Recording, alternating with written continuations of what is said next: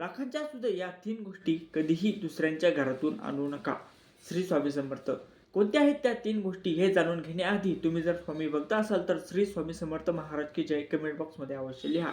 तर ज्योतिषशास्त्र आणि वास्तुशास्त्रानुसार आपण इतरांच्या घरातून आपल्या घरी आणलेल्या काही गोष्टी नकारात्मक ऊर्जेचे मोठे कारण बनवू शकते. याचा तुमच्यावर आर्थिक नुकसान आणि कौटुंबिक तणावाच्या स्वरूपामध्ये परिणाम होऊ शकतो. अनेक गोष्टीची देवाणघेवाण आपण सहज करतो, पण तुम्ही कधी विचार केला आहे का? वास्तूनुसार काही वस्तू तुमच्या आयुष्यामध्ये मोठ्या समस्या निर्माण करू शकतात. वास्तुशास्त्रानुसार मालक बदलला की ऊर्जा बदलते. म्हणजेच कोणत्याही वस्तूचा मालक बदलला तर त्यानुसार त्याची ऊर्जा देखील बदलते.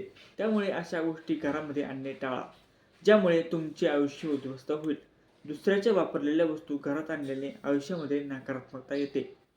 पहिली गोष्ट म्हणजे जुने फर्निचर घरी आणू नका. तुम्ही कधीही एखाद्याच्या घरातून जुने फर्निचर किंवा इतर वस्तू आणल्या असतील तर यामुळे तुमच्या घरामध्ये नकारात्मक ऊर्जा तसेच दारिद्र्य आणि वास्तुदोष येतील. घरामध्ये गरिबी पसरू नये म्हणून इतरांच्या घरातील कोणतेही फर्निचर आपल्या घरामध्ये आणणे टाळावे. तर नंबर 2 म्हणजे दुसऱ्याची चप्पल घरामध्ये आणणे किंवा स्वतः वापरणे टाळा. एखाद्याच्या घरून आणलेली चप्पल घालू नये. दुसऱ्याची चप्पल घातल्याने नकारात्मकता पसरते. ज्योतिषशास्त्रानुसार एखाद्या व्यक्तीच्या आतील ऊर्जा म्हणजेच नकारात्मक ऊर्जा प्रथम त्याच्या पायातून बाहेर पडते आणि जर तुम्ही त्या व्यक्तीची चप्पल घातली तर ती नकारात्मक ऊर्जा तुमच्या आतमध्ये प्रवेश करू शकते. नंबर 3 म्हणजे दुसऱ्यांची छत्री वापरू नका.